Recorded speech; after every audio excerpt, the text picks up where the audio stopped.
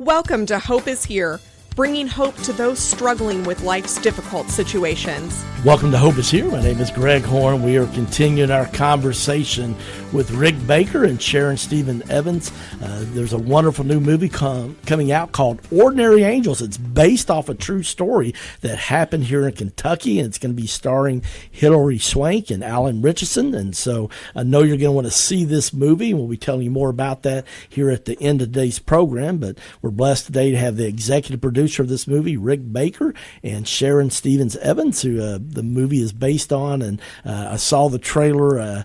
It's a powerful movie. You're going to be blessed. I hope you'll see it. But Rick, yesterday's program, we ended up talking about finally, just after a long process of many years, 32 trips to Los Angeles, you finally got a contract signed, and you started filming in Canada because it was snowy and wintertime when this true story happened in Kentucky. Talk a little bit about what that's like for people like me and others listening who go to the movies but don't really know what happens behind the scenes. What was that like?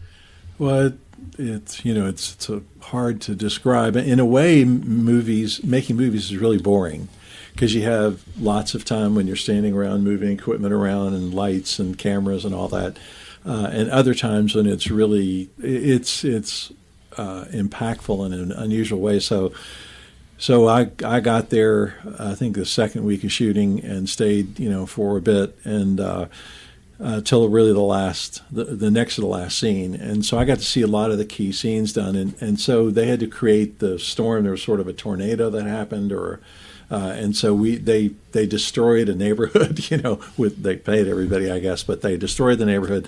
When you look at the film, it's just amazing, And then there happened to be a snowstorm. We needed snow to really, because we could have created it with special effects, but it's never the same as a real storm. So before I got there, they said, big storm in Manitoba, we can barely drive, and so the camera crews are all out shooting.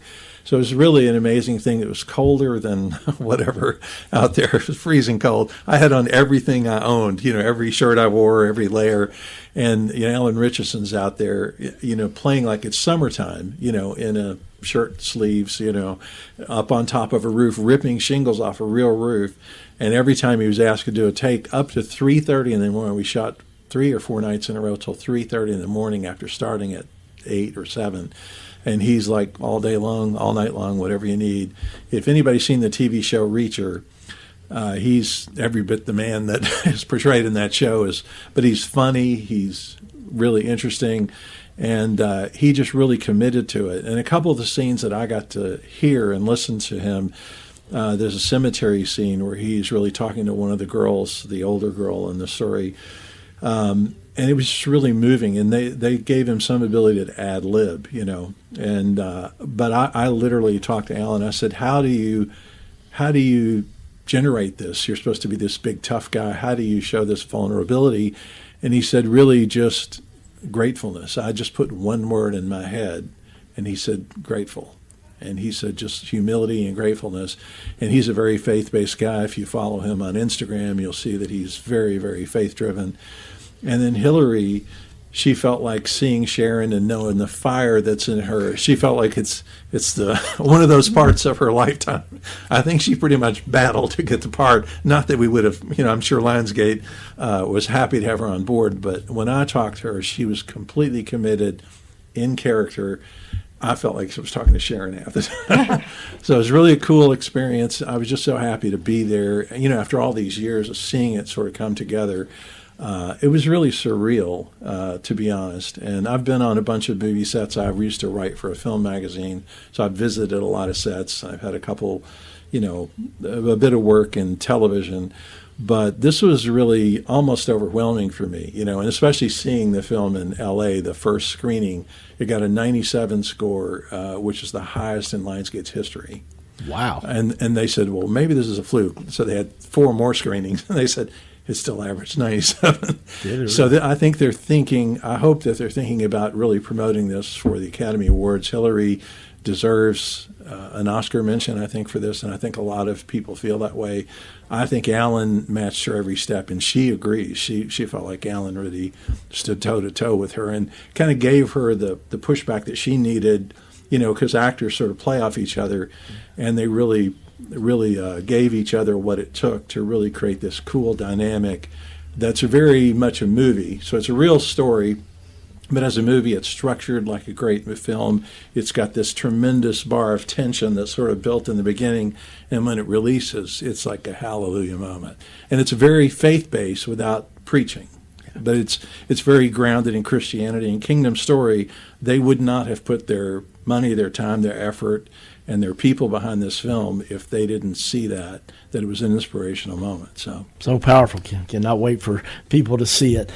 Talk to me, Sharon. What's that like? I mean, Hilary Swank's playing you in this movie, and talk to us. What's that like for you? It's amazing. I know they were tossing around other people, and John would tell me, well, we have this going on. Well, that didn't work out because that person, and he was a little down about it. But I said, John, I said, who is meant to be in this movie and play this part or any part is going to be who's supposed to be there. I said, don't be down. Whatever comes is going to come better. Just be patient and let's see what happens. And one day he calls me and he says, well, we have who's going to play you. And he says, we got Hilary Swank. And it did not surprise me. I knew the part would be somebody. Surprised me. She knew it was going to be okay. I'm a worrier.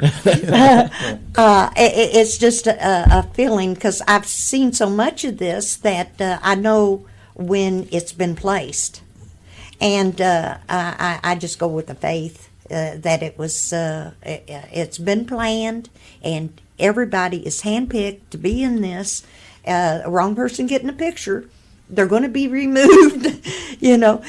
But it is a miracle unfolding. It's real, and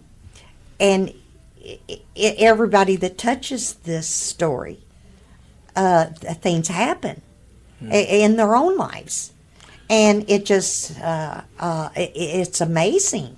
There are no words for it, you know. And Greg, haven't you found in your life that the smallest thing that you do that's a kindness, or that's, you know, whatever happens, you don't realize the effect that it has, sort of like dominoes falling over, and then you can't see it sometimes. You can't see what happens, but it does happen, you know, and it really is profound what happens with where one person does one thing. Maybe they help somebody change a spare tire on the side of the road. Whatever it is, it matters. It matters to that person's journey. And I don't think people appreciate their ability to affect the life of many with just a couple of kind, thoughtful acts, you know. Yeah, well, there's no doubt, and just how, you know, God brought Sharon alongside, you know, Ed, the father, is just struggling, and, you know, and single dad and these two kids and illness and overmounting financial needs, and yet, you know, he pricks your spirit that, you know, somebody's got to do something about this. And I saw one line from the movie trailer that I saw that you talked about saying, you know, or Hillary did, but it came from you that it's Sharon. They're one person. One person. Yeah, that's what it sounds like. That, you know, you don't take no for an answer, and yet I think a lot of times people, as faith, we feel like, well, if we get told no one time about something, we just stop. But it sounds like you didn't give in to when you probably got several no's with trying to help his family. Is that a fair statement? It's very fair. This was a little 2-3-year-old child. Her life was pending, and it was to be taken serious. And I wouldn't have maybe done it for myself, you know, had that strength. But for a child or someone worthy and in need, in a heartbeat, I have no problems reaching out. You know, I've learned through all of this that with the faith that I have, the Jesus that I believe in, he's there with me, and he's going to help me make it happen. So I tend to plow into things. Most people would think I'm a maniac, but it's a blessing to me that I have the nerve to do what I need to do to get things done. One of the things that I think I told Hilary this when we were talking in this bar scene that was one of the last scenes. I said, no is when Sharon gets started. She gets angry, she gets kick-started, and she goes, I get that. Well, I love that because, like I said, I've found in my own life sometimes, I stop after one no, but you didn't do that. And that's what I want to encourage our listeners today, that God takes ordinary people like me and Sharon and Rick and just does great things, yet this movie 20 years in the making. And that's an understatement, but I like 20 years better than 30. And yet it's finally come to fruition, and it's kind of what Ephesians chapter 3, verse 20 says, more than you could ever hope or imagine, with Hilary Swank and Alan Richardson. This is just a great movie, and I know you're going to be blessed by it. And one of the cool things is it's based off a true story in Kentucky. And yet, Rick, I want to ask you, you guys are doing a premiere here in Lexington, Kentucky before the nationwide screening. Talk a little bit about that. Well, yeah, and I wanted to say that the nature of some Southerners and people in Kentucky specifically, the movie may not have played out the same way in a different place. So we're really proud of Kentucky. We're proud of Kentuckians. We're proud of the way people act as a community often, and more often than not. And so I think that's what was the genesis of it. And so Lionsgate was kind enough, after a lot of, can we have a premiere in Lexington, to really let us have it at the Kentucky Theater. We're in the 340-seat auditorium. It is almost, we're almost filled up. We hope everybody registers. And they were really gracious about it. And Lionsgate has kind of a ground team that really does promotions with churches and faith groups, along with Kingdom Story together. And so the premiere will be here January the 18th. It's at 7 o'clock. Come early because, if you have two people, you may have trouble sitting together. We'll try to accommodate that. And we're hoping to have several of the principals involved with the film speak beforehand. We don't want to say who's going to come or not going to come. We probably won't have the actors. They're on they're shooting other stuff right now. But they may be at the L.A. premiere. There's actually going to be a red carpet premiere in L.A., which doesn't always happen with every film. So it just tells you how this is building. And I want to say one thing that's really important. I'm watching the time here. One thing that Kevin Downs, one of the key producers that put the film together and really propelled it forward with Kingdom Story, so that, the opening weekend is a critical thing. So people would say, oh, I'm going to go see the film. He goes, no, you have to go opening weekend, because the dollar amount that happens opening weekend sets the tone for the film's success from then on. That's it. If you do $15 million in opening weekend, or $6 million, or $20 million, think about how much you read that. Oh, Aquaman did blah, blah, blah in opening weekend, and it really determines the film's trajectory, whether it gets on airplanes or not, whether it's shown on what it does on streaming services like Amazon Prime and Netflix. And so if people want to really support the film, even if they come to the premiere here in Lexington or anywhere else, please come back opening weekend and show up and bring your family and tell everybody about the film. Do they know yet when the actual opening weekend will be? It's February 23rd. February 23rd. And they'll be promoting it. We've already seen posters in Lexington at the Cinemark and various places. Yeah. And so it's pretty cool. I came out of the bathroom after watching a movie there lately, and the poster was right there, and just took a picture of me. Wow. The poster. Wow. It's like it feels starting to feel sort of real at this point. But we're a month before the national release, and it's a wide release. It's a big time, a lot of theaters, about 4,000 theaters, I think. So. When I saw the commercial on ESPN on New Year's Day between one of the Final Four games there in the college football playoff, I was like, this is definitely, I knew from preparing for this that it was, but that kind of, made sure I saw it. Well, unfortunately, we're out of time, but there's just a few tickets left for the premiere in Lexington on January 18th. We'll have a link to that where you can try to get tickets for that on January 18th. Just go to our website, hopeisheretoday.org. That's hopeisheretoday.org. And then in February the 23rd is when it opens up, and let's pack the theaters out for that.